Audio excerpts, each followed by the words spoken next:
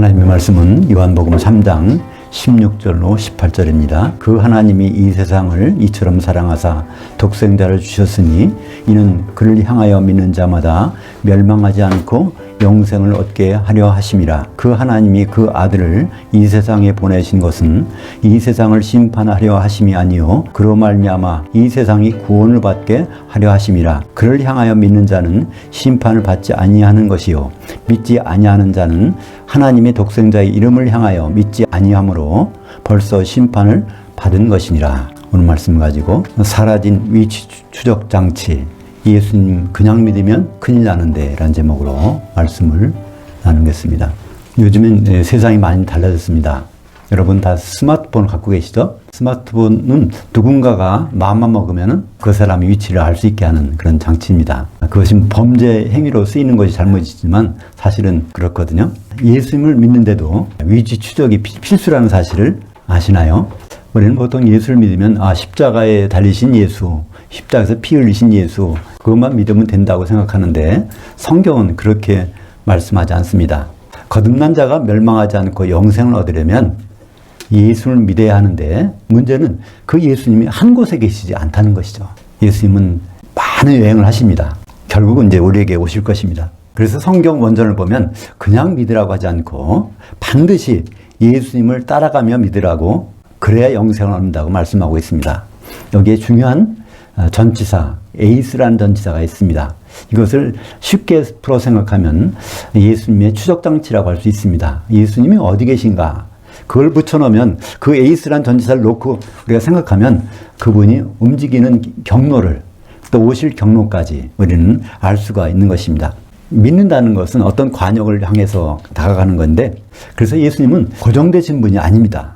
이동하는 관역이에요. 그러니까 이동하는 관역을 명중시키려면 그 관역에다가 화살이나 총을 겨누면 절대로 명중이 안 됩니다. 이동하는 관역이 어떤 경로로 가는지, 어떤 속도로 어떤 방향으로 가는지를 알고 있어야 명중이 가능한 것이죠. 그래서 우리가 죄라는 것은 관역에서 벗어나는 건데, 우리는 우리 행동이 믿음이 있어도 수많은 죄를 지을 수밖에 없는 것은 그분을 고정시켜 놓고 믿기 때문에 그런 것이죠. 레위기 23장에 보면 이스라엘 7절기가 나옵니다. 이것은 사람들이 정한 절기가 아니라 하나님이 정해주신 절기입니다. 구약에 있는 이 절기는 다 무엇일까요? 예수님은 말씀하셨습니다. 요한복음 5장 39절에 이게 다 나를 증언하는 것이니라 이렇게 말씀해 주셨는데요. 그 절기 유월절, 무교절, 초국절, 오순절, 나팔절, 속죄절, 장막절. 근데 그 절기는 구체적으로 그림자라고 말씀하고 있습니다. 골로새서 2장 17절에 보면 이것들은 장래일의 그림자이나 그 몸은 그리스도의 것이니라. 우리 그림자가 있으면 반드시 어딘가는 실체가 있기 마련입니다. 실체가 있으니까 그림자가 나타나는 거 아닙니까? 그러니까 이스라엘 7절기를 행할 때 그 하나하나 일들은 결국은 예수님 오셔서 하실 일을 그림자로 비춰주셨다는 것을 우리는 알 수 있는 것이죠. 예수님이 십자가에 못 박혀 있는 분이 아닙니다. 그러니까 십자가 예수만 그냥 믿으면 안 된다는 것이죠. 그는 하나님이셨으나 사람이 되셔서 장막절에 독생자로 오셨습니다. 오시는 것도 장막절에 오셨어요. 그리고 마지막에 혼인잔치도 장막절에 있죠. 그 6월절에 죽임당하시고 음부에 들어가셨다가 옥에 있는 영들에게 무교절에 복음을 전하시고 초국절에 마다들로 부활하셨습니다. 또 승천하셔서 오순절날 성령의 기름을 부어주셔서 2개의 가루에 떡이 되게 하시는 분이 바로 예수님이십니다. 사도들의 떡과 성도들의 떡으로 해서 2개의 떡이 흔들리는 날이 바로 예수님이 교회를 세우신 날입니다. 레위기 23장 17절에 보면 거기에 오순절 날은 떡 2개를 흔들어서 하나님께 요제를 드리라는 말씀이 있습니다. 요제는 그건 살아났다는 뜻입니다. 새로 생겼다는 뜻이에요. 그때 교회가 처음으로 생겨서 지금까지 있는 것입니다. 예수님은 다시 오십니다. 어떻게 다시 오실까요? 독생자로 초림하셨는데 앞으로 오실 때는 마다들로 오십니다. 그 말씀은 어디 있을까요? 히브리서 1장 6절. 마다들을 이끌어 세상에 다시 들어오게 하실 때라고 번역되어 있는데요. 그건 세상이 아닙니다. 예수님은 이 세상에 오시지 않아요. 딱 정해져 있습니다. 거기에는 오이쿠메네라고 해서 성도들이 있는 곳으로 오신다고 되어 있습니다. 성도들의 거주지로 오신다고 되어 있어요. 주님 오실 때는 바로 성도들이 어디로 올라가죠? 공중에 휴거되는데 거기로 오신다는 것입니다. 그러니까 나팔절에 이제 공중으로 재림하시는데 공중에서 성도들을 만나 속죄절에 심판하실 것입니다. 데살로니가전서 4장 16절 17절에 보면 그 내용이 자세히 나와 있죠. 주께서 호령과 천사장의 음성과 하나님의 나팔로 친히 하늘로부터 강림하시는데 그때 누가 부활할까요? 기독교인만 부활합니다.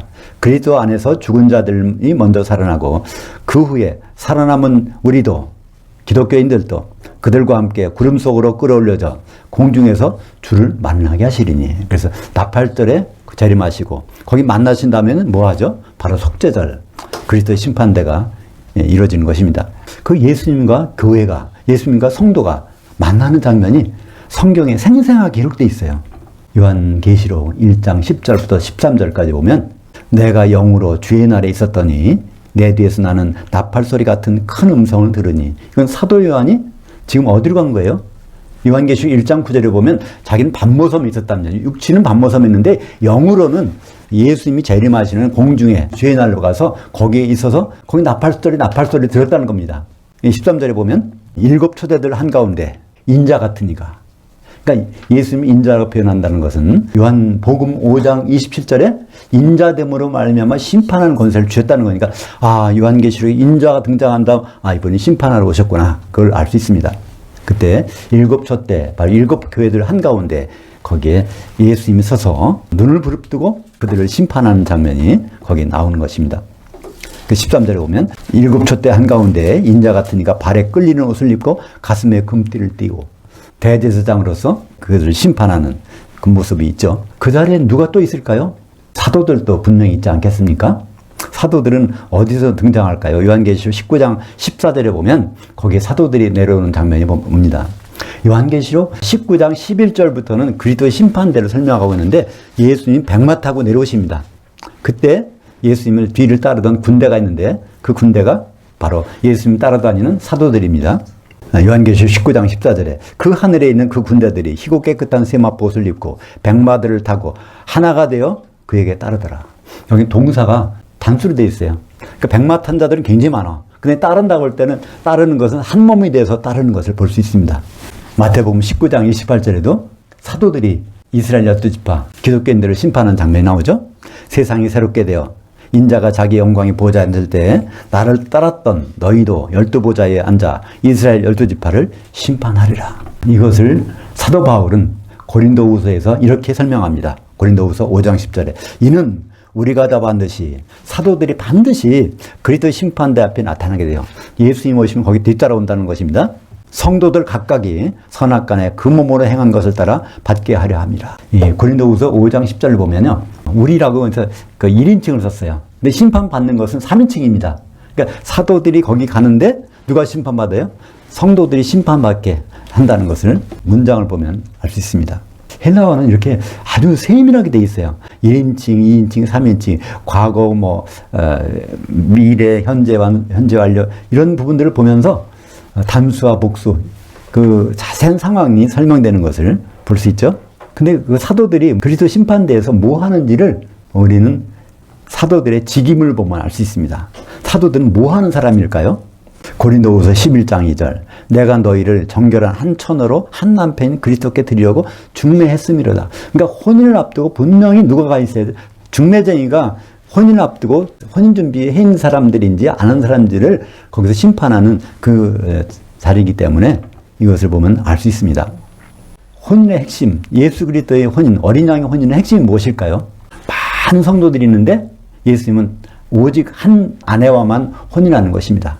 그러니까 모든 성도들이 어떻게 한 아내가 될까요? 우리는 이 물리적으로 이 세상에 불가능합니다. 우리는 반드시 부활해서 영의 몸을 입어야 이제 한 몸이 될 것인데 그때 필요한 것이 바로 성령님이죠. 에베소서 4장 3절에 보면 평안의 매는 줄로 성령이 하나 되게 하신 것을 힘써 지키라. 예수님이 그 장면을 마태복음 9장 15절에서 한번 말씀하셨어요. 신부실에 올라간 아들들이, 하나님의 아들들이 신랑과 함께 있을 때는 슬퍼할 수 있느냐? 그러나 신랑을 빼앗길 날들이 있으리니 그때는 금식할 것이니라. 이 금식이라는 건 식사를 같이 않는 것입니다. 지옥에가 있으니까 1000년 동안 식사를 못 하겠죠, 주님과. 그래서 분명히 우리는 한 신부가 되는 것이 필요합니다. 그래서 우리는 서로 사랑할 수밖에 없어요. 우리는 한 신부 돼서 주님과 혼인해야 되니까 그렇습니다. 그러면 성령은 어디 가서 구할 수 있을까요? 성령 주시는 자리에 가야 되지 않겠습니까? 마태복음 18장 20절 두세 사람이 내 이름을 향하여 모여진 곳에는 나도 그들 중에 있느니라. 예수님이 그러시면서 내 이름으로 성령을 보내주시겠다고 약속하셨지 않습니까? 그래서 예수님 이름을 향하여 이름이 어떻게 변화되는가. 독생자였는데 그분이 맏아들을 되시고 결국 그분은 심판주가 되셨다가 신랑으로 되실 그 이름을 향해서 함께 모여진 곳에 반드시 성령으로 계시겠다는 약속을 해주셨죠. 그래서 지금은 성령이 계신 곳이 어딜까요? 한마디로 예수님이 말씀하신 교회입니다. 사도들의 기초석 위에는 교회가 바로 성령이 계신 곳이죠. 고린도전서 3장 16절입니다. 너희가 성도들이 교회가 하나님의 성전인 것과 그 하나님의 영이 성령이 너희 안에 계시는 것을 알지 못하느냐? 여긴 분명히 복수입니다. 적어도 두세 사람이 돼야 되는 거예요. 두세 사람이 돼야 거기에 성령께서 함께 계시겠다는 것입니다. 그럼 내 속에도 성령이 계신데 그 말이 맞을 수도 있고 틀릴 수도 있습니다. 근데 그 말이 맞으려면 그 사람이 적어도 두세 사람의 성도들과 영적으로 교통하다면 그 분명히 성령이 계실 것이고 그렇지 않다면 그건 사실이 아닌 말인 것입니다. 그렇잖아요. 여러분들이 앉아 계신 의자를 보면 다리가 4개씩인데 거기에 4개가 안 되는 의자에는요 왔어도 앉을 수가 없습니다. 그죠? 그렇죠. 예수님은 항상 적어도 그러니까 그게 참 은혜잖아요. 내 이름으로 2,3,000명이 모이면 2,300명이 모이면 2,30명이 모이면 그런 말씀 안 하셨어요. 두세 사람이 내 이름을 향하여 모인 곳에 내가 성령으로 거기 있겠다 약속하지 않으셨습니까? 예수님은 그 그리스도의 심판대 나팔절에 오셔서 속죄절에 심판하시는데 그 심판대를 양과 염소의 비유로 말씀하셨습니다. 마태복음 25장 31절부터 32절 보면 인자가 여기도 나오지 않습니까? 인자, 심판하신 분이구나 이렇게 자기 영광으로 모든 천사와 함께 올 때 자기 영광의 보좌에 앉으리니 그리스도의 심판석에 앉으리니 모든 민족을 그 앞에 모으고 여기 모든 민족이라고 돼 있어요. 마태복음 19장 28절에서는 이스라엘 12지파라고 그러고 여기서 똑같은 자리인데 마태복음 25장 31절 32절에서는 모든 민족을 자기 영광의 보좌에 앉으리니 그런 육적인 이스라엘 12지파가 아니라 영적인 이스라엘 12지파 기독교인이라는 것을 알 수 있습니다. 모든 민족을 그 앞에 모으고 각각 구분하기를 목자가 새끼 염소들 중에서 장사한 양들을 구분하는 것 같이 하여. 원래는 요한복음 마지막 장 21장에 보면 베드로에게 뭐라고 하시죠? 내 어린 양을 먹이라. 내 양을 치라. 내 양을 먹이라. 그래서 어린 양을 있는 것이 성도들이며 시작을 그렇게 했어요. 근데 마지막에 주님을 만날 때는 뭐가 돼야 될까요? 장사한 양이 돼야 되는 거예요. 원래는 처음엔 다 양만 있었는데 어린 양만 있었는데 중간에 잘못 먹어서 새끼 염소로 변했다는 것입니다. 왜 새끼 염소로 변했을까요? 주님을 만나기 직전에 변했기 때문에 그 전까지는 제대로 돼 있지만 꼴을 잘못 먹어서 사도들이 꼴을 먹지 않고 중간에 다른 걸 먹기 때문에 변질된 것을 우리에게 말씀하고 있는 것입니다. 심판의 결과는 아주 확고하고 엄중합니다. 마태복음 25장 46절. 우리가 공중에 올라가서 심판 받게 되는데 그때 심판 결과를 볼까요? 그들은 새끼 염소들은 영벌에 의인들은 영생에 들어가리라 하시니라. 그때 새끼 염소와 양을 구분하는 방법이 어디 나죠? 마태복음 25장 40절에 있습니다. 그죠? 여기 있는 이 그리스도의 심판석에 있는 12명 중에서 지극히 작은 자 한 자에게 한 것이 바로 내게 한 것이니라 하면서 장사한 양들에게 그 얘기를 해줍니다. 그 새끼 염소들에게 뭐라고 그래요? 내 형제 중에서 지극히 한 사람에게도 대접을 하는 사람 내가 그를 영벌에 처하리라. 그 말씀 했지 않습니까? 우리가 거듭났다고 해도 우리가 운명은 각각입니다. 영생이냐 영벌이냐 다른 것이죠. 성경에서는 영생을 우리가 아는 것과 같이 말하지 않습니다. 번역이 사실은 좀 제대로 안 됐기 때문이죠. 그렇지만 일단 영생이란 말이 성경에서 무슨 뜻인가를 알면 이해가 갈 수 있습니다. 또 영벌은 마찬가지로 영원한 형벌이 아닙니다. 영생은 헬라어로 조에 아이오니우스. 조에는 이제 생활하는 거예요. 생활을 1000년 동안 하는데 1000년이 아이오니우스. 아이오는 한 시대입니다. 예수님 오셔서 한 시대. 그거의 형용사형이 이오스라는 것이 붙으면은 형용사가 되는 거죠. 그러니까 아이온 이오스, 한 시대 1000년 동안 예수님과 같이 살 것이냐, 1000년 동안 예수님과 떨어져 살 것이냐, 그것이 영벌로, 영생과 영벌을 구분하고 있는 것입니다. 신약 성경에 한 번도 영원이라는 단어가 그렇게 안 쓰인 적이 없어요. 전부가 영원은 아이온, 영원히는 아이오니오스. 그것을 우리말 번역은 전부가 다 영원이라고 번역했기 때문에 끝이 없는 시간으로 알고 있는데요. 성경은 그걸 구분합니다. 세세토록은 끝이 없는 거고, 영원히는 끝이 있는 거고, 한 시대, 1000년 동안이고, 그런 것이죠. 그러니까 영생은 예수님과 공중에서 1000년 동안 같이 지내는 것이고, 영벌은 예수님과 떨어져서 불 섞인 유리바다, 지옥에서 1000년 동안 벌 받는 것입니다. 그리고 다행인 것은 유효기간, 그러니까 기간이 있다는 거예요. 지옥 가서도 계속 지내는 것이 아니라 1000년 지나면 다시 부활합니다. 그래서 심판을 받게 되죠. 그 심판을 백보자 심판이라고 성경은 기록되고 있는 것입니다. 요한복음 3장 16절에 보면 거기에 두 가지가 나옵니다. 멸망하지 않고 영생을, 그러니까 멸망하지 않고가 영벌받지 않고, 그것입니다. 영생은 똑같은 영생이고요. 천년왕국 후에는 어떻게 될까요? 곡과 마곡의 전쟁이 있습니다. 요한계시록 20장 7절부터 9절까지 보면 천년왕국 후에 곡과 마곡의 전쟁이 있다는 것을 알 수 있죠. 천년이 참에 사탄이 그 옥에서 놓여 나와서 땅의 사방 백성 곧 곡과 마곡을 미혹하고 모아 싸움을 붙이리니, 땅의 사방 백성이라는 것은 지구상에 있는 모든 백성을 뜻하는 자, 동서남북이 안 들어가는 사람 없잖아요. 그것을 다시 말해서 곡과 마곡이라고 말씀하고 있는 것입니다. 싸움을 붙이는데 누구하고 싸우냐면 그 수가 바다의 모래와 같으리라. 그들이 지면 위로 올라가서 아나바이노, 그러니까 성도들이 지금 있는 곳으로 올라간다는 거예요. 성도들은 어디 있습니까? 공중에 있죠. 왜냐하면 데살로니가전서 4장 17절에 공중에서 만나서 거기서 항상 주님과 같이 있으리라. 그러니까 지옥에 떨어지는 사람 빼고. 그러니까 성도들은 1000년 동안도 지옥에 위에서 공중에서 통치하고 그들도 거기에 있는 것입니다. 그때 지상 백성들이 마귀의 유혹을 받아서 그로 이끌려가서 그들이 지면으로 올라가서 성도들의 진과, 성도들이 진이 있는 곳이니까 공중이죠. 사랑하시는 그 성, 이건 동격입니다. 성을 들으며 그 하늘에서 불이 내려와 그들을 태워버리고. 그래서 그럼 왜 지상 있는 백성들을 1000년 동안 잘 지내겠을까요? 그 목적은 단 하나입니다. 이기는 자들이 만국을 통치하는, 1000년 동안 통치하는 그 기회를 주신다고 했으니까 통치할 때는 백성이 있어야 되지 않겠습니까? 그래서 그들은 다 1000년 동안 사용되고 그 다음에 불태워버리는 장면이 나오게 됩니다. 그 다음에 드디어 지구상에 존재했던 모든 사람들이 심판받는 흰보자, 백보자 심판대가 열립니다. 요한계시록 20장 11절에 보면 땅과 하늘이 다 없어지고 거기에 백보자가 쫙 나오는데 거기에서 심판받으러 나오는 사람들이 세 가운데서 나와요. 그 바다에서, 그 사망에서, 그 음부에서, 그죠?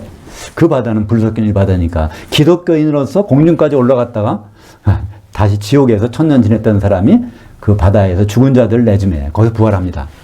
그 사망에서 아브라함과 같이 믿음으로 죽었던 구약 성도들이 혼인잔치는 참석 못하지만 그 자리에서 신분받으러 나옵니다. 또 음부에서 불신자들이 거기를 올라옵니다. 그 음부에서 나온 사람도 생명책에 이름이 있는 가능성이 있죠. 그러니까 생명책이 음부에서 사람들을 부활시켜 놓고 생명책에 이름이 있나 없나 보지 않겠습니까? 그게 없다면 아예 그냥 심판도 없는 거죠. 그 음부에 있던 사람 중에도 심판을 받아서 생명책에 이름이 있는 사람들이 베드로전서 3장 19절과 4장 6절에 나오죠. 육으로는 죽었으나 영으로는 살림을 받게 하려 하심이라. 그래서 그 사례가 나오고 있는 것입니다. 그러니까 그 의미는요, 하나님이 공정하시다는 거예요. 복음을 못 받고 심판하는 사람은 언젠가는 그 기회를 준 다음에 심판하시겠다는 것입니다. 요한계시록 20장 13절과 15절을 보겠습니다. 그 바다가 지옥이 그 가운데서 죽은 자를 내주고 또 그 사망과 근무도 그 가운데서 죽은 자들을 내주매 각 사람이 자기 행위대로 심판을 받고 누구든지 생명책에 기록되지 못한 자들은 불못에 던져지더라. 그리스도의 심판대에서는 뭘 볼까요? 성령의 기름이 있는지 없는지. 왜냐면 혼인해야 되니까, 그죠? 백보자 심판대에서는 생명책에 이름이 있는지 없는지 그걸 보신다는 것입니다. 근데 흰보자, 백보자 심판의 심판관들은 누굴까요? 고린도전서 6장 2절에 보면요, 성도들이 이 세상 사람들을 심판할 걸 알지 못하느냐, 그런 말씀이 있어요. 그건 언제 심판하냐면 바로 백보자 심판대에서 심판하는 것을 말씀하고 있죠. 요한계시록 20장 4절에 또 내가 보좌들을 보니 거기에 앉은 자들이 있어 심판하는 권세를 받았더라. 그러니까 백보자 거기 가운데 한 분만 계신 것이 아니라 거기에 보호자들이 쭉 수두룩 갔다는 것입니다.